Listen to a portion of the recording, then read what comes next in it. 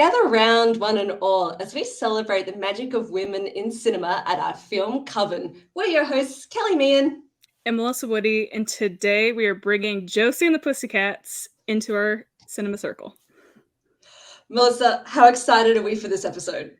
Oh, I am pumped. I feel like a preteen again, and I'm so excited to talk about this movie. As you said before the show, like we're living our Y2K fantasy at the moment. This is definitely, I will get there, but my heart, I love you for that so much for the eye stones. Rude. Let's get straight into it and talk about how we first came to the film. Melissa, do you remember first watching Josie and the Pussycats? Yeah, I mean, I don't remember maybe the very specific story, but I have a general memory of this was definitely something that played at a lot of sleepovers growing up. So the first time I watched it had to be a sleepover with my dance and cheerleading friends, because fun fact, I did dance and cheerleading growing up, which is so out of character. But yeah, and I just remember having so much fun with it. I think as I've watched it as an adult, I love it even more. Because as a kid, I was only 10 years old when the movie came out, so I definitely didn't understand all the jokes and kind of meta humor and all of it that was happening when I first watched it. How about you? This is what I love about us being the same age, because we're having a lot of the same experience. This is amazing. Definitely being 10 years old and watching it at sleepovers. Probably one of the first DVDs I remember buying, because it was definitely in that transition period from VHS to DVDs. And so I would say this, Bring It On, Charlie's Angels, and Clueless were the big DVDs that I had and bought and watched over and over and over again. And then loved it so much that I remember getting the CD soundtrack for Christmas and that playing in the car a lot, because my mum liked a lot of these songs as well. So always when I see this movie, I'm like, why did I get rid of that CD? I would have loved that. Should have kept it. I think everyone sort of has that with your physical media collection as you've sort of cleaned it out and grown up over the years. You're like, oh, I wish I had held on to that. And the Josie and the Pussycat soundtrack is definitely one of those for me. But watching it this time, Melissa, I found myself saying lines, singing songs automatically that I didn't realize, because I've only seen this once in the past, say, 15 years. I saw it a few years back on a rewatch. And so just even there's moments where I would do the dance moves, I would do the inflections, the look to the screen, or just the faces. I'm mimicking what's happening on screen, because it just feels ingrained in me just from watching from the 2000s, early 2000s. How did you find your watch this time? Oh, I loved it. I don't know if I'm to that level with it, because I definitely have that with certain movies, that maybe we'll talk about in the future. Who knows? But it's more. It's I watch it and I'm just gosh, this movie just really is misunderstood. And I mean, I think it's found its following through time, but especially when it first got released, it missed the mark with a lot of people, kind of on the general audience. But yeah, no, I thoroughly enjoyed my time in it. It's really funny. It's consistently funny too. I don't think it's a joke here and there. It's I feel all the jokes land really well, in my opinion. I think you've absolutely hit the nail on the head of it's really being not appreciated in its time.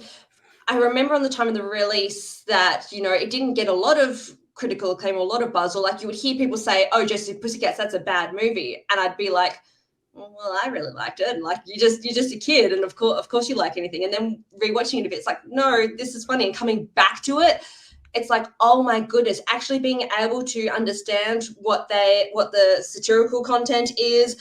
And I agree. I think the humor in it, I think it's a really well-written movie, actually. And I'm glad it is starting to find its footing. They showed it here under a Trash Classics banner. And I'm like, well, yeah, but as long as it means that we're getting that cult following, because I think the movie and the girls especially deserve that. So let's get into our leading lady segment, where we're going to just give a brief overview of who we're inducting. Melissa, tell us about Josie, Valerie, Melody, and Fiona. Yeah, so the titular Josie is kind of the leader of the band, the main singer. Val is the bassist, Melody's on drums, and then Fiona's kind of our villain in the story, which I love villains, and I love Parker Posey so much. So she's my favorite character in this movie. Yeah, and I love the intro like edit with kind of all the characters and how they jump in the air. It very much gave me, I think it's Bewitched is the band. Say Yeah, C'est la vie. Yeah, it gave me those vibes when they're like jumping up at the sky shots. I was like, yes. Great pull, great pull. I love that. Yes, so we've got our band. The movie, let's get into our magical moments because we're going to talk about the girls as we go on our way. So magical moments, I just want to briefly, because it needs to set up our whole plot point about the opening scene with du jour. Du jour means friendship. Du jour means teamwork. Du jour means crash positions. We have this plain tarmac area and this boy band du jour come out to these screaming fans, very much a send up of the Backstreet Boys, of NSYNC. Melissa, you and I are of the 90s boy band era. Who was your favorite? Who have you got and why? I love both, but I was more a Backstreet girl. I really was. I think overall they had more songs that I liked versus I think NSYNC only had like a few for me, but I love both. I agree. I love As Long As You Love Me is probably my favorite of the whole boy band oeuvre. But then I also did like the No Strings Attached album. There were some bops on that. So yeah, it is hard. It is hard. But not coming from loving Clueless on DVD to see Donald Faison and Breckin Meyer in Du Jour and then loving Austin Powers as well and seeing Seth Green, I'm like, oh my goodness, like recognizing not the names of those people, knowing the names of those people much later, obviously coming from trivia, but like being like, oh my God, it's Clueless, oh my God, it's that. I think, well, first of all, the casting in this film is impeccable. Yes. It is so good. How do you find this opening of seeing the Du Jour concert and the plane crash? Oh, I love it because, again, I think everything in this movie has a little bit more of a hidden meaning and what have you. And like the song Backdoor Lover? Like that kind of has implications of, anal sex. So like I love that like layer of just like humor. And coming up behind with the lights down low. And I mean everyone is just having the time of their life in this movie, and like and we start out that way too with this movie, which I love. And I just love the idea of like, we're gonna get to it, but like maybe I should hold my thoughts until the next scene or the next part. But okay, well, what happens is that there's this big boy band du jour. They're talking to their manager Wyatt that they've been working on a single, and they hear something a bit freaky, and Wyatt's face turns and he goes into the cockpit, and something I did not absolutely understand until like my last rewatch before this, and is still probably I think one of the smartest lines in a film. He turns to the pilot and says, "Take the Chevy to the levee." That is so good. So obviously we're referencing American Pie. Take down the plane, make the plane crash. That is dark and twisted and brilliant all at the same time. And the plane crashes, Wyatt lands in, and again, after not seeing the Riverdale TV show, not growing up very much on Archie comics and stuff, that they land in Riverdale.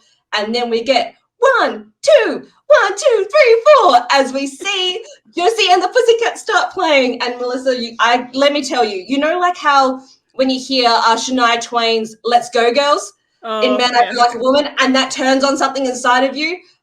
I'm prom queen. That does that to me as well. That is one of my favorite opening lines in a song. I just love it. How do you find, you mentioned it briefly, this montage about the girls and this pseudo music video we get? As a music video fan, how do you like this moment? Oh, I absolutely love all the edits. Again, it's so much fun, and it's a good character introduction, kind of like a previous movie that we might have talked about, or is going to be out in the future. ? Anyways, I'm totally ruining this. Anyways. I was thinking the same. We get the roll call. Yes. But the point that I wanted to make earlier, but I was like, well, we hadn't talked about the plane crash yet, is like, I like the concept of like killing off this boy band for like a rise of a girl rock band. Like, just like I love kind of that through line, like through the entire movie, basically. And again, this movie's very like on the nose a lot of the time. It doesn't use a lot of nuance, but I kind of love that about it. I'm okay with that. Shove it in our face. I actually didn't pick up on that at all. So blowing my mind 20 years later. So I love that point.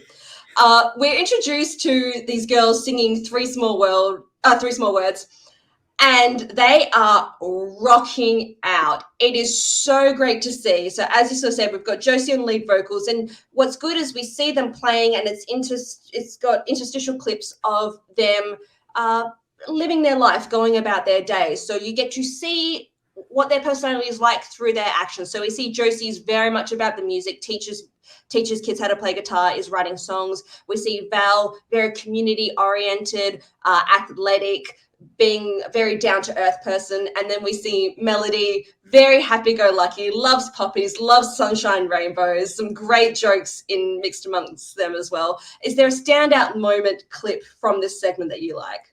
So it's actually not from the girls. I love when Alan like jumps up and it's like sexiest guy in Riverdale. Sexiest man in Riverdale. And I'm just like, love that. Absolutely, because we're getting introduced to some of our side characters as well. We've got Alexander Cabot III as management, Alexandria, his sister, as attitude, and Alan M, sexiest guy in Riverdale. But I love we get this setup that they've played this awesome show, cut to reality, it's them in a bowling alley. No one is listening. No one is listening to hear them play. They made $20 minus shoe rental, $5.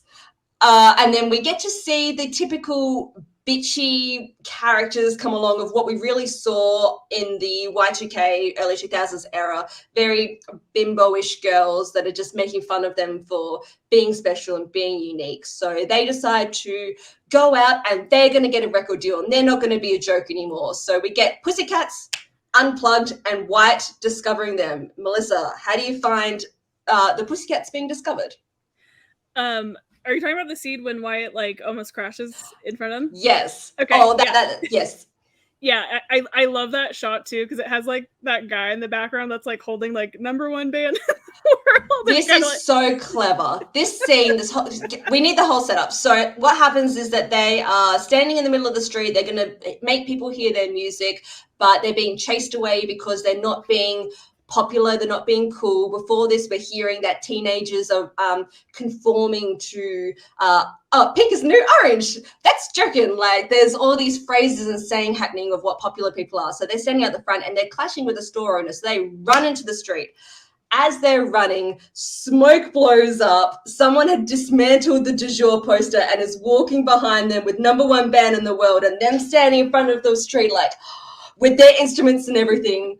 Alan Cumming, who almost steals the whole show for me because Alan Cumming with following a girl bands for 2000 for me, like for Spice World and then this one, love it. He is seeing these girls cross the street as Paradise by the Dashboard Light plays. He gets out a CD case, throws out the cover, puts it in front of the girls and just sees that this is his next band, looks at the camera, and you get Meatloaf singing It's Cold and Lonely in the Deep Dark Night as he just winks and here's what is the setup. This is that humor that you were saying like just hit so well. How do you respond to this scene? Did you get it at the time, but it's different now? I mean, at the time, it's like I just love the concept of like a girl band and all like the fashion. Like that's what I loved when I was 10 years old. Like that's what I was into. I mean, I'm still into it now, but like, yeah, I definitely enjoy the jokes more and I understand what's happening. No, I this movie winks at us constantly, and like I love that we actually get like basically a true wink from Wyatt in the scene. And I believe it's a scene right before this that I wanted to mention is it in the record store, and then there's that free thinker and like again another code that he uses was like smells like a teen spirit. I was just like, yes, I love this. So good. Absolutely. Taken away in the van. After we see that the girls have been discovered, they decide to sign up, and straight away we get an absolute hallmark of a girly 90s 2000 movie, we get a full-on makeover scene. Melissa, what do you like about the makeover scene? Again, it's basically another music video like montage scene, which I'm living for because I love music videos. And this movie has a lot of like moments where it's basically like edited and kind of a music video. Yeah, no, it's great. And again, all three of these actresses are just having so much fun. Like they're having the time of their life. Like, I mean, they're literally just like bouncing around, smiling, like having a makeover. I will say it's funny, like this whole makeover sequence, it's like at the end they look the same. Like it's not like anything very dramatic at all, which I love. Absolutely. I love what you say about they're having fun, because I do think these three leads have fantastic chemistry together. And something that I really want to highlight for this one is that it's not just all tongue in cheek and fun and making fun. It's a real friendship story at the base. They talk about how when they're getting famous, you know, they're going to be friends first. They'll be friends first before the band, and that's a big part of their through line and what like sort of saves the day at the end. Friendship saves the day at the end. But I think it's a nice, true friendship portrayal on screen. No one's really backstabby, no one's bitchy, no one's undercutting. Like, you can tell these girls live together, love to play their music together, and have just found their found family in each other. And I think that's really sweet. This makeover scene, though, this is one of the ones I was telling at the start about how the music started playing and the words are coming out of me. And it took me like a sentence in. I'm like, how do I know this? What knowledge have I like suppressed? Like, what have I not entered into my brain? What university material did not come through just so that I could sit here and go, well, I feel good. Yeah, I feel fine. Like, for no particular reason, and just start singing na na na na as it's going on. I thought it was so cutesy. We've talked about the makeup. I love your rhinestone eyes. It is very Josie. When they were like having the close-ups of all the girls putting on the makeup, and the Tara Reid with the very pale pink shadow, the translucently glossy lips. Like, do you remember all that, where you would like put on the base coat and then you'd have to run it over like with the extra gloss just to make it that extra shiny? Yeah, I mean, yeah. That's what I tried to do tonight. I don't know if it really worked out. Love it. And it's that extra like sticky texture, because it feels so unnatural. But there's this shot where it goes like, you're a star, and they close up on Tara Reid's face and she goes, mwah. And she's just got the palest, frostest pink lips and big plastered on eyeshadow. And I'm just like, this is still the ultimate look. Like, Melissa, do you look at what them fashion in this thing and go like, this is still like peak top, what I think looks amazing? Because I know I do. I mean, I love a lot of different looks, but yes, I'm very nostalgic for like 90s, early 2000s kind of like fashion choices. Like, I love it all. Really, the biggest thing I don't like is like the thin eyebrows. Like, and I was like, I'm not dedicating that hard to this show. Sorry, I'm keeping my eyebrows. There's other scenes as well of things that are just like, oh my God, I forgot that was a thing. Like, there's a lot of like jeweled back tattoos. Yes. And like jeweled transfers. There's a lot of thin, skinny metallic belts. There's a lot of like chains as fasteners. And yeah, I just love it. But of course, the cherry on the top of this scene is someone coming in just to do Josie's hair, just to do the one streak to the side, because as you sort of said, so she looks exactly the same as she did before, but you know, she's made over now. She's done up now. She's presentable. Yeah. And then they walk outside, and I think that's when they see like on the building like Josie and the Pussycats, and they're like, we haven't even recorded anything. Like, that's the best part. Yes, shouldn't we make some music first? It's like, it's really telling you how manufactured a lot of it is. This is definitely of the time of boy bands, girl bands, making the band, things like that, where a big part of it was the sort of production line process that happened a lot. And sometimes the music wasn't the priority, you know, it was the look or getting the fans and doing the meet and greets and things. But we do get to start recording some music, and we get to hear Pretend to Be Nice. Melissa, how do you like this song? I absolutely love it. Again, I also did own the soundtrack as well. So like it's very nostalgic, and like it does light something up in me for sure. I feel like I don't know this movie as well, like, again, compared to other movies in regards to, like, reciting the lines or whatever, but yeah, again, this is basically, like, another kind of montage-y scene, if I'm remembering correctly, kind of music video-esque, situation, which, yeah, love it. I'm here for it. I love you're seeing the girls like record their music video, but then in between they're doing their press, and you see like Wyatt again mugging the camera, just that like he knows that they're onto something great. You see them rising up the Billboard charts. This and That Thing You Do, never thought there would be a connection between the two movies, but them actually climbing up the Billboard charts, Yeah. that is a great storytelling device about, it's moving everything along and showing how famous they're getting without needing to show it so much. But Pretend to Be Nice becoming the #1 song in the country. So Josie and the Pussycats are an absolute hit. And we get to meet Fiona. Tell us about when we first get to see her operation. I'm going to smash the two scenes together if that's okay. That's we first get to see her operation, and then we get to see her party. What do you love about Parker Posey in this movie? Okay. Her costumes are amazing. Yes! Like, yes! The feathers! Yeah, yes, the feather outfit, absolutely. I loved that because it reminds me of like a cat toy. Like, so Yes!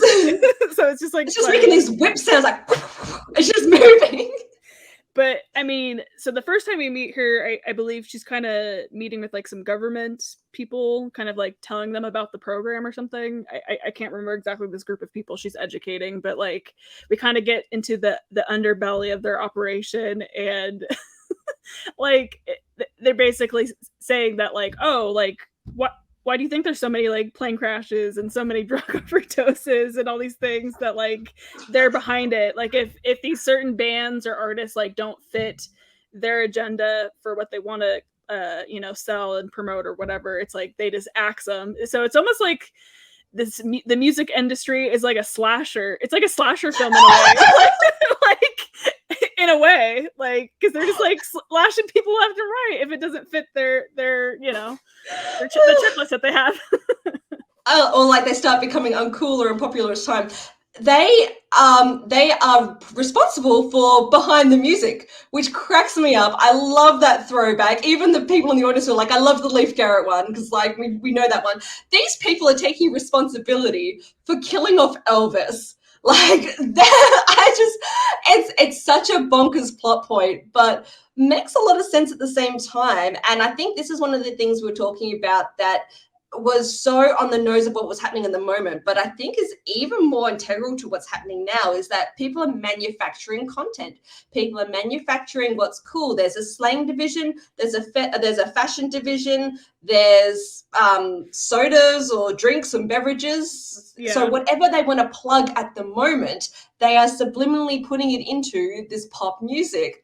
Melissa, was there any for a movie that is saying product placement is bad, the amount of product placement in this movie, this is what I love about it. It's what I love about it, just how tongue-in-cheek it is. Is there any product placement you're like, oh, wow, that, oh, that? Yeah, I mean, definitely McDonald's and like McDonald's and like Target was probably like the main two, I think. But I think for me, my favorite like shot in the movie in regards to like the product advertisement was probably, it's like that shot of the city, and it's just like everything is like has advertisements, and it's just like that's not really how it looks like, but like in this world it does. And I love that. That's just like, okay, the whole city, just like everything is advertisements. Fiona tells her dastardly plan to, I think it's like the US government. So like, it's this big conspiracy. Everyone's in it. So when Josie and the Pussycats become famous, they become #1. We're going to throw a big party to launch the new single, and the girls go to Fiona's place, and this entrance, it's everything. Please give it to me, Melissa. Give me the entrance. So she's like walking down the stairs with like these kind of men like lifting her up, and the spotlight's on her, and like it's so dramatic. And then she's like, I think she says like, "I'm Fiona, and welcome to your party," or something like that. Yes, that's exactly it. Yeah, I got a quote right. No, but like no, like she she just has this really manic energy, and yes, it's also like boss girl, but she's a villain as well, and like there's just a lot going on, and I absolutely love it, and I love kind of the next segment of like taking the girls to her girly room. She's like, let's gossip. Like, it's just so great, and like the spread of food that they have and just like the conversations that they kind of have is just like, okay, something is not right with this lady, because she's like, how much do you weigh? And like it's like what? I love that you mentioned like she's got like that boss girl vibes, because this is definitely like, not to be all a little bit serious or anything, but like at the time as a 10-year-old girl, like you didn't see women who were the villain and like in charge of a record label. Like I still remember that as being like, oh, that's cool, like that lady's running everything. But as you sort of said, the juxtaposition of it when they just go to a girly room and let's gossip, and she does like her thing in front of that, and they have like hunky men and isn't he dreamy, and like let's plait hairs, and as you sort of said, there's like that spread of junk food, so she goes to eat one and can't, and it's unfortunately very familiar feeling of growing up in the early 2000s about conversations we used to have about body weight and body image, and just, you know, yeah, that's a bit, that's of the time, but you need to have it, deal with it, that's that sort of thing.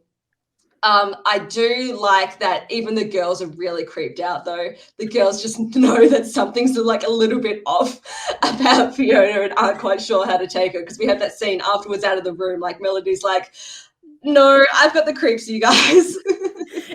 and she's like, I think she even says something like, no, I feel like a cold like shiver on my spine or my back or something, and they're like, yeah, it's because you're sitting on the O, which is like, it's like a O, like frozen kind of like sculpture. Yeah. And then she's like, and then she's like, no, like it's not the O, it's like for real, like I'm not getting a good vibe type of thing. And I'm just like, I love that. We move forward and we find, as you sort of said about the McDonald's and the Target, the girls get their own suite. So Josie's in a Revlon room, Val's in a Target-based room, Melody's in a McDonald's room with McDonald's chips, shower toys and everything. And this is where we get the dissension towards in the group, as you know, you can sort of feel is coming with a lot of these. We get in a lot of music movies, there's always the point in time where the band, you know, fractures a little bit. So we get that coming where they send Val and Melody, they just want Josie. The Fiona and Wyatt is just like, no, we're just going to have Josie. The other two are asking too many questions. Melody's onto us like, no, not feeling it. They're going to take them to go to TRL on their own, which, oh my God, this cameo, we're going to talk about it. They're off to TRL, so they leave Josie home alone to listen to the music. And this is where they're using the subliminal technology to brainwash Josie. And they're putting thoughts in her heads of, you should be a solo act, Val and Mel are trying to steal your spotlight, those types of things. How do you find these kinds of scenes that play out? Oh, I absolutely love it. And I want to talk about a scene really quick. When Yes. Melanie's in the shower and like the mirror, somebody wrote beware the music, and it's like this really like kind of horror looking scene, you know, because I feel like a lot of horror movies, it's like, oh, she's in the shower and like something bad's happening, and it definitely has like that kind of vibe with like the music and everything. And then she kind of just like looks at the mirror, and then she just makes a smiley face and a heart. Ah! Smiley face. That's better. I'm just like, love that. She has no idea what's happening. Yeah, and then the TRL scene, oh my God. It's probably my favorite scene of the movie, because it's just so ridiculous. And I think he says something like, this isn't Total Request Live, this is Total Request Dead, or something like that. I'm just like, and then just also the layer of that Tara Reid and Carson Daly were like dating at the time. Absolutely. Like, it's just like, this is so great. Yeah, like I would ever go for a guy like you. It's so good. When they talk about Lady in the Tramp, and yeah, it's such a good scene. But then we get a scene I really like now as I'm older. When you're younger, I'm like, why is Josie being so mean? But when we've been talking about women on cinema, this scene rings really true for me, in the sense that it's not it's not a fight. Women fight with words. Women will say very cutting words to each other to take each other down or to put distance between ourselves. So when Josie doesn't want to be around Val and Melody anymore because she's been brainwashed, Val comes up and says something about like, no, it's our music. And Josie just, I really love Rachel Lee Cook's acting in this scene as well. She's like, why do you call it music? And then taking something that is part of your friendship, part of your story, something that you've used as a positivity to lift each other's up with Who's a Rock Star, which is what they did at the beginning of the film when the girls were picking on them. Using that to cut at Val, I found very true to life because she's saying in a very mocking tone, who's a rock star, Val? Who's a rock star? I am, like very that. And then she hits Melody with puppies go into dogs that get old and die. I'm like, oh my God, it's so wrong. And Melody just runs off screaming. Melissa, how do you find this scene of the interaction between the girls? Yeah, no, I completely agree in regards to it, like, hitting home, because I would agree, like, I feel like anytime especially as, like, a teenager, because I feel like as an adult, Yes. I'm not really You having can handle it a bit better, yes. yeah, not really having these kind of things happen, Yeah, but, like no. but, like, as like, a teen growing up, for sure, like, I girls are just they're nasty, and they I feel like women are very intuitive, and so I feel like they know how to just push your buttons. Pinpoint. Yes. Exactly. Like they know what weapon to choose, what words to say. And yeah, I felt like with both of these kind of words that she used in regards to like who's a rock star in that condescending tone, and then like about the puppies turning into dogs, it's just those are the two things that would like hurt them the most. Absolutely. For those two characters. And so yeah, I thought it was very effective, and I was just like, damn, okay. Like that was hard. Not messing around. Especially because everything we've seen so far is so upbeat, and so the girls just really loving each other and hugging and just being supportive of one another. So, and we had seen those doubts sprinkles of doubts through the party scene as well, and the record label especially putting Josie at the front, we can see that sort of fracturing, at least between Josie and Val. Melody's doing her Melody World sort of thing. Yes. But that leads to the big concert. Melissa, tell us about Fiona's grand plan, this concert. How do we get to this point? Yeah, so it's kind of leading up to this concert that they're gonna have, and we kind of all find out that like well, okay, let me back up a second. So like they've been really promoting like buying these like Josie the Pussycat headphones, which mine weren't working. Maybe they are now. Okay, yay, I'm gonna keep them on. We're good. Yes. I was like, they weren't working earlier with my stupid green screen. So people were they were like advertising to buy these headphones to listen at the concert, and basically the finale is like the subliminal message that was like in the earphones was just literally about like Fiona is so cool, like she has the best fashion, or like stuff like that. It was in it. I think it ultimately just shows like that the villains in this movie, they're just so incredibly insecure, and they're trying so hard to recapture maybe how they were as children, or like at that time period, because like the whole like girly room scene, it's just like you could just tell how desperate she is to like connect with other women and like have that friendship. Yes. And she just desperately wants to be popular and liked, which I think is very human, but like obviously this is crazy lengths to like make this happen.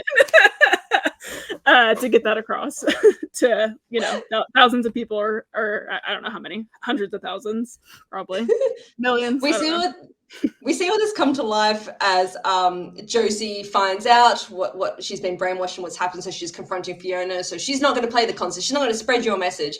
But they've kidnapped Melody and Val, and that's where we see the girls make up. And I find this one so wholesome to the scene that we just talked about, that they talk about how much what they admire in each other. And I think that's something that's just great discourse to have nowadays as well. I try to see that a lot more, about uplifting people, telling people what the things that you could see in them that maybe they can't see in themselves. I really like that. And just as we sort of have been saying this the whole time, like a sincere female friendship between the three of them, because it's like, I love you and I love you and I love you, Val, and then Parker Posey just steals it, pushes him out the way. Ice cream, you scream, we all scream for ice cream. Let's get on with the show. Like, it's so good. Yeah. And then as you said, we get the breakdown of like, yes, she wasn't popular in high school, neither was White. They find each other. But the concert starts playing, and I like this moment where the girls are on stage and it's just, whoa, because it's very how it might feel that if this is a big whirlwind experience.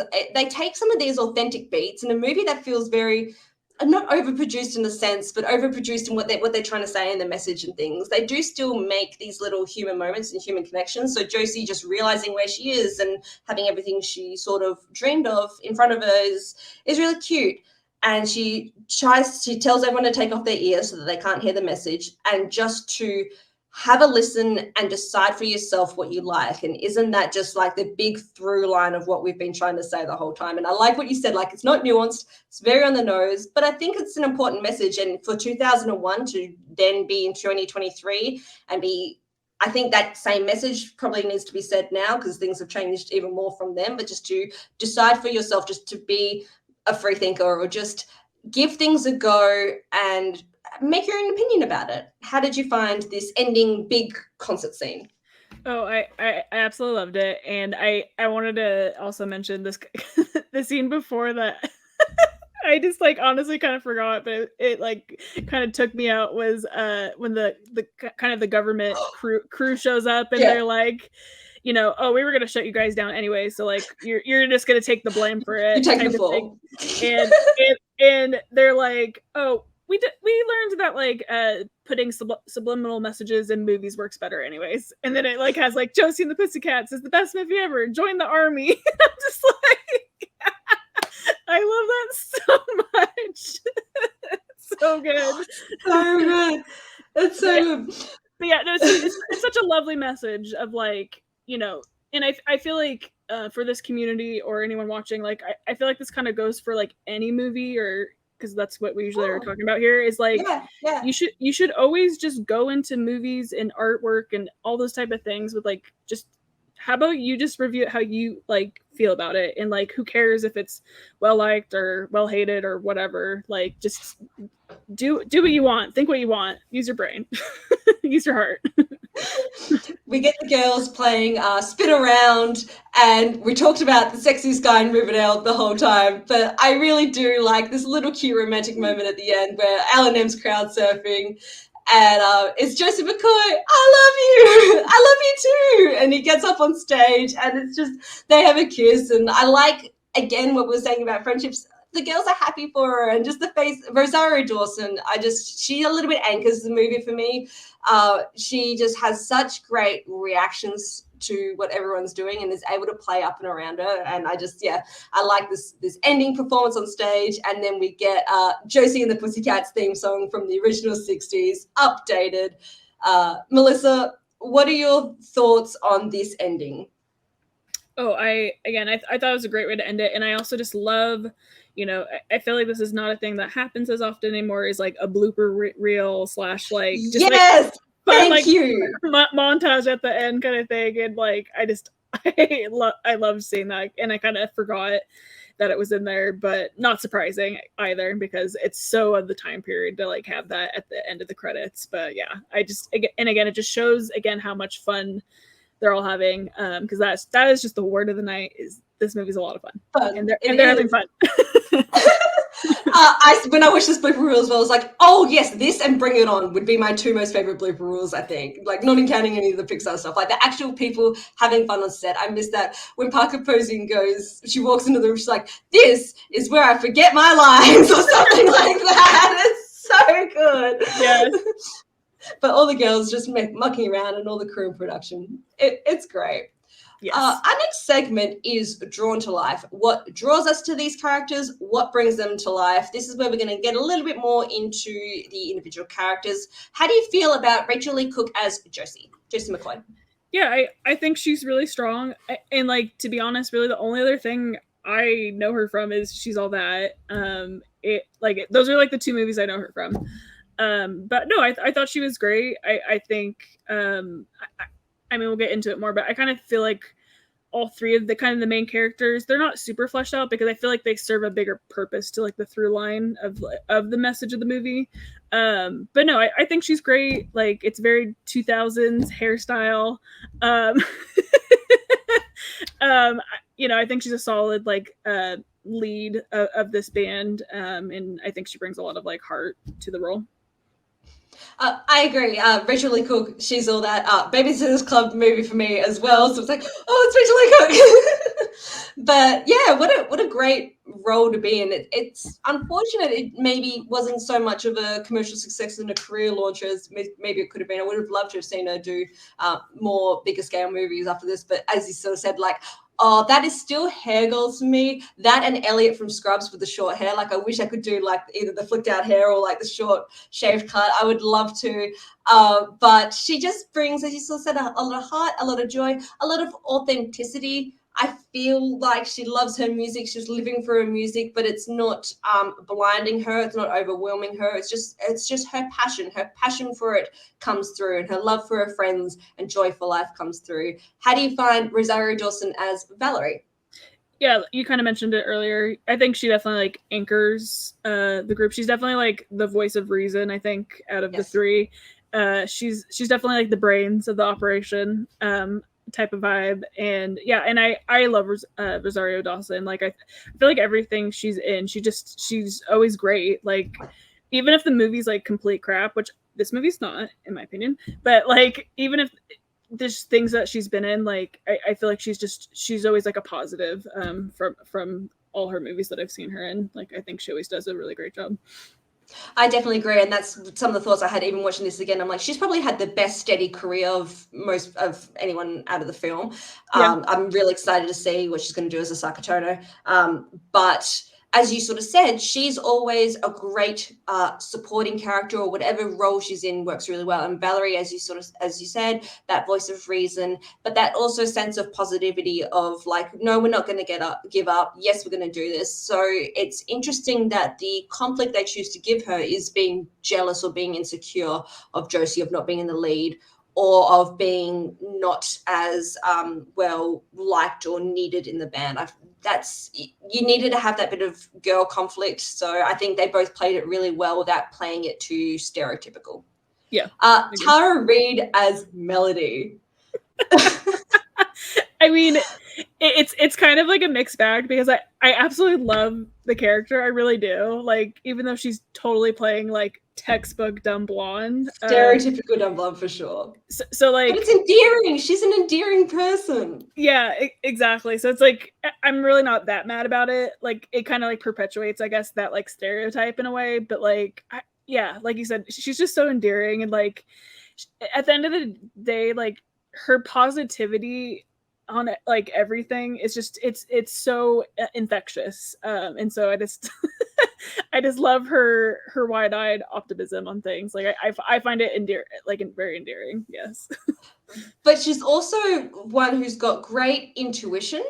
Yeah. Because I only clocked it like this most recent time when they are watching the behind the news about the digital crash. She's like, but they didn't say they were dead. They said they were missing, which is, the callback. It's there. Like, she planted the seeds there. And then again, to be knowing that something's wrong about Parker Posey, and just she knocks out Carson Daly, like she doesn't fall for it. And she gets this typical post-Matrix, let's have a woman absolutely kick ass at martial arts. It was amazing.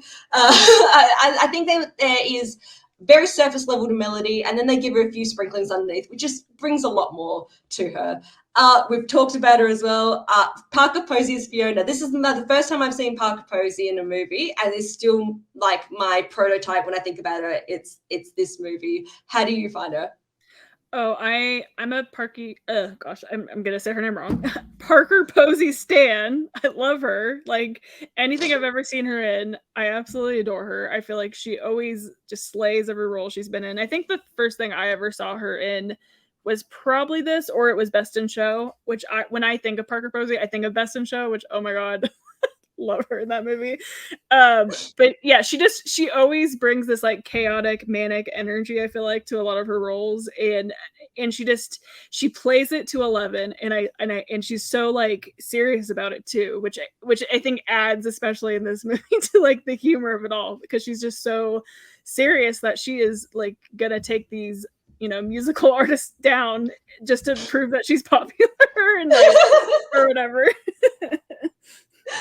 I love the way you describe Parker Posey, because there's something just so distinct in her speech and in her mannerisms. It gives me very what James Spader sort of sells as well. Like, you are casting that person for their mannerisms and for their inflections. You're there for them to bring that energy to it. So I think, yeah, this is a great early 2000s casting for this one. Let's talk about, technically speaking, what are some of the technical aspects of this film that we really liked? Melissa, what is your favorite outfit from the film? I hate to just like bring it down straight away to wardrobe, but we have to, because the costumes in this are amazing. What is your most number one look in this? It has to be the feathers. Like Parker Posey with those damn feathers. Oh my gosh. Like, and even just watching it this time around too, like going into the movie, I was like, oh my gosh, I can't wait to see Parker Posey. And like, I love all her costumes and the makeup and everything. But like, it still like shocked me. I was like, oh my God, I forgot about how like dramatic these feathers are coming out of her neck. And like, again, it just adds to that, like, just the kookiness and like quirkiness of that villain is like, it just really adds to that character. I feel like the costume design and the makeup, and again, it's very of its time, the early 2000s, and that, you know, Y2K kind of vibe of hair and makeup. And yeah, that's by far my favorite is the feathers. How about you?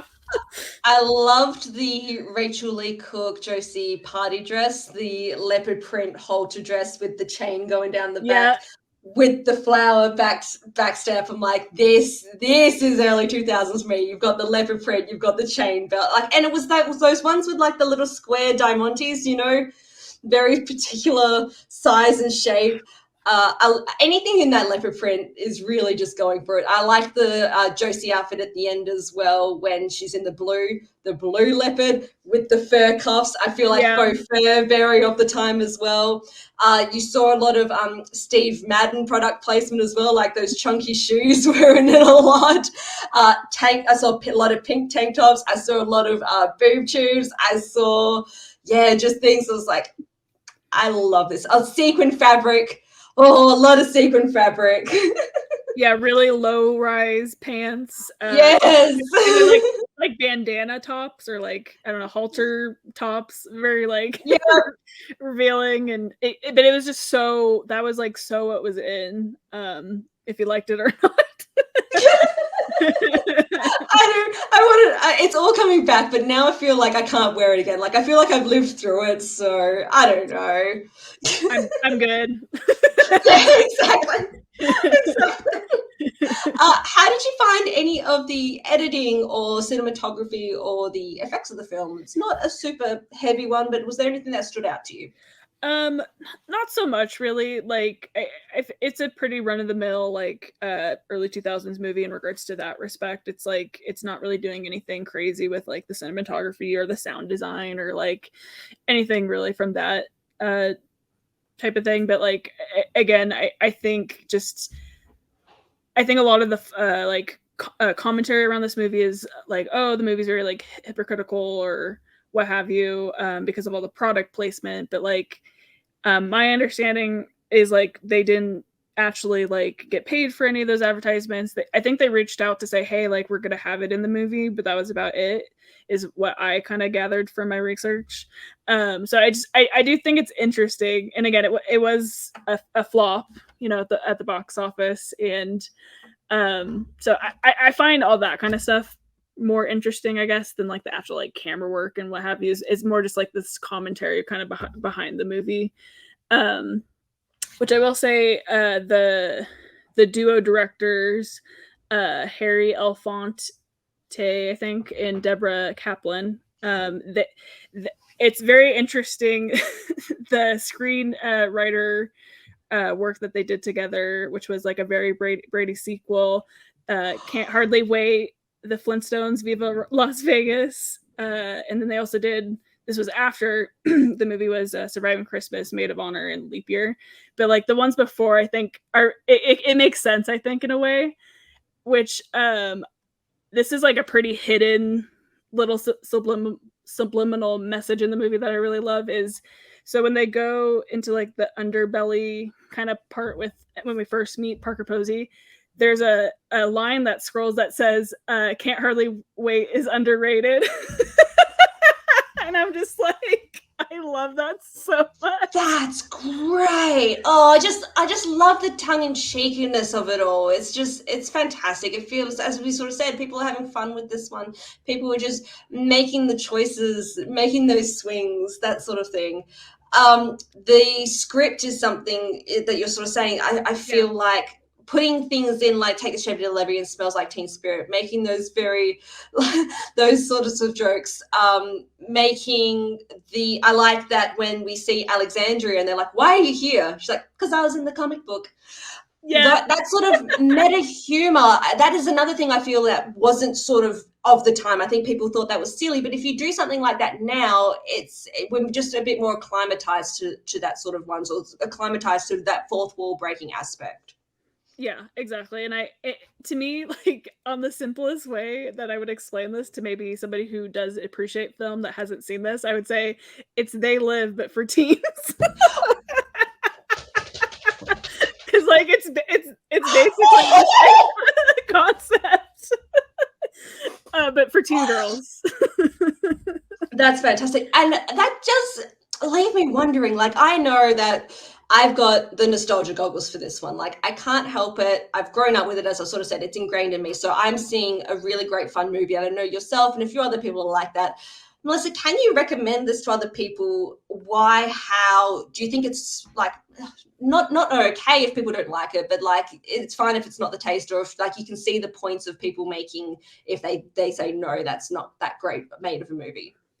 Yeah, like I mean, I think it's one of those things where, I mean, the humor is going to work where it's not, like, at the end of the day. Which again, it really works for me. I love kind of really absurdist meta type of stuff anyways. So this movie just really works for me on that level. But I do think it kind of leads to like this bigger conversation of like, I don't want to get too crazy with it, but like I think as just like as a society, it's very looked down upon like chick flicks and like things that like young teen girls like. I feel like just in our society it's typically like frowned upon, so like it's or made fun of. It's a butt of a joke a lot. Yeah, and so it's frustrating because I think this movie maybe on the outside is very like bubblegum pop candy exterior, but I think it really does have a through line, and I do think it has a great message about friendship, and I think has great commentary on like consumerism and pop culture in the music industry. So like I think people should give it a chance and like try it out, and I would recommend it to people. But like, yeah, I think it almost goes into like this bigger conversation of like, how about you just accept what young girls like, and it's okay, and chick flicks are awesome. So anyways. I love that. Also, I'm not technically speaking, we've been talking about the whole way through because we love a music movie. Melissa, what's your favorite song from the soundtrack? Why are you doing this to me? Like, pick one. You can do it. Hold on, I gotta look at the list. You have a look. I'll talk very briefly. I did not know until I read an article in the AV Club, I think it was the AV Club or Rotten Tomatoes, a fair few years ago about Josie and the Pussycats, that it's the lead singer from Let Us Declare, Kate Hanley, did this singing for Josie. And so that just makes so much sense, because when I hear that voice, I think 10 Things I Hate About You. Another on repeat Kelly favorite with that I Want You to Want Me Cheap Trick cover. So this lady like providing the soundtrack to my childhood, and I did not even know it. What are you going to choose as your favorite?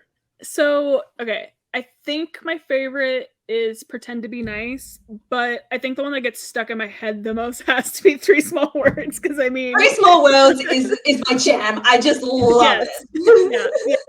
But I mean, the whole soundtrack is awesome. So, and I'm very bad at making decisions, but I'll say Pretend to Be Nice, I guess, right now. I love Three Small Words, then Probably Pretend to Be Nice. I love You're a Star, which is the makeover one. I'm not super sold on Spin Around or You Don't See Me, but that's okay. And then absolutely Backdoor Lover and Rock the World by Dujal at the end of the soundtrack. Yeah. They do Real Wild Child. They do a cover of Money. That's what I want when you show people shopping. Like, it's just so brilliant. It knows what it's doing. It's shoving it in your face, but I love that about it. Yes, I agree. Melissa, that's going to wrap up our talk on Josie and the Pussycats. Is there any points we maybe haven't hit on yet that you would like to highlight before we head off? I just have some fun facts, as always. I think it's fun to know that Maggie Gyllenhaal and Zooey Deschanel auditioned for the Josie role, which I think is interesting. And then for the Val role, Beyonce, Alea, and Left Eye all auditioned for it, which is like pretty insane. So that just like I love thinking about different like casting choices sometimes. Like again, I loved who ended up being in the movie. I wouldn't necessarily change it, but just like thinking about like in that other, timeline or world of like what that movie would look like. It's really interesting to think about. If we had Beyonce as Val, then we might not have had Beyonce as Foxy Cleopatra if those schedules don't work out. So that could have been very interesting. Exactly. No, I don't really think I have too much more to say. Oh, actually, there was one more thing. I do love. I don't know if this was the intention or not, but in my mind, this is how they were doing it. Yes. Alan, the love interest. Like we get so many movies where we get a female love interest that serves basically no point to the story, not really any kind of character, and I feel like they're trying to subvert the tropes here. I'm hoping that's what they did on purpose. That's what I picked up too. I love it. But I don't know. Like, I don't know if that was just an accident or whatever, but I'm just... I agree. I thought it was very, like a prototypical himbo sort of role, and I think you are absolutely hit the nail on the head. Usually if it was an all-male rock band, making their way up from the suburbs, hitting it big, there would always be the girl next door or the blonde bombshell in town who someone was chasing after. So I think you were right. I think they were trying to give it that twist. So I appreciate that. Yeah, and I guess, sorry, I keep saying, like, I don't have anything. I'm like, yes, I do. Yes, I do. Give it to me. So I guess just, like, truly wrapping up my thoughts, I kind of love that they attempted to take, like, this property, from a comic book and from, I think it was a cartoon in the 60s or 70s. Hanna-Barbera, yeah. And, like, they tried to take that and exploit it to make money, to make this movie. And then also, like, have the through line of, like, talking about like having this like satire comedy on like consumerism, pop culture, the music industry, and all that, and then it was like not a financial success. It's just it's very like ironic in a way, and like it's kind of beautiful and messy. But again, I'm glad that it's found its audience like later in life. But it does kind of suck that it kind of did impact a lot of these people's careers. Not everyone, but like it really kind of just is of its time, and it did kind of ruin some people's careers. But I love this movie, and I'm glad we got to talk about it today. Melissa, is that ironic because we're maybe seeing the polar opposite of Barbie? Are we seeing a property that we have given a different story and backstory to, and meta humor and a social message in it, and it's reached $1 billion and one hasn't? Is that interesting? Yeah, no, I definitely was thinking about this when I was watching this movie. I was just like, I guess it just truly was ahead of its time. I don't know. It's really hard to say. Or it just wasn't the right property, or it's so many different things potentially. But yeah, it is very interesting. Like talking and reviewing this movie today, and then just thinking about like right now how like financially successful the Barbie movie is doing, which I love to see, and I love how much it's really touched so many people, particularly women. Like just so many people in my life have like reached out to me about it because they know how much I love movies, and it's really incredible to see kind of what's going on right now with Barbie. You've heard it here today, folks. If you haven't watched this one, please check it out. If it's been a while since you've seen it, you might get something new out of it. Definitely a big recommendation from us for a rewatch. Melissa, thank you again for joining me as my wonderful co-host and all the wonderful work that you do. Thank you to everyone who's watching. As we always say, we are just so overwhelmed with the response we're getting. We are trying new, different, better things. We want to be bringing all different stories, different women to our conversations. So hit us up in our comments. Follow us along on our podcast as well. So take us with you wherever you go. Give us a re-listen, give us a like, subscribe, give us a thumbs up, give us a comment. Anything you can do to help us is always greatly appreciated. Melissa? Yes. With that said, stay magical, everyone, as I almost messed that up.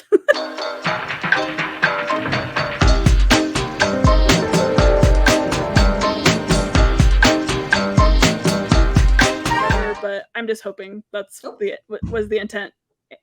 And Can we pause? Hang on. Yeah.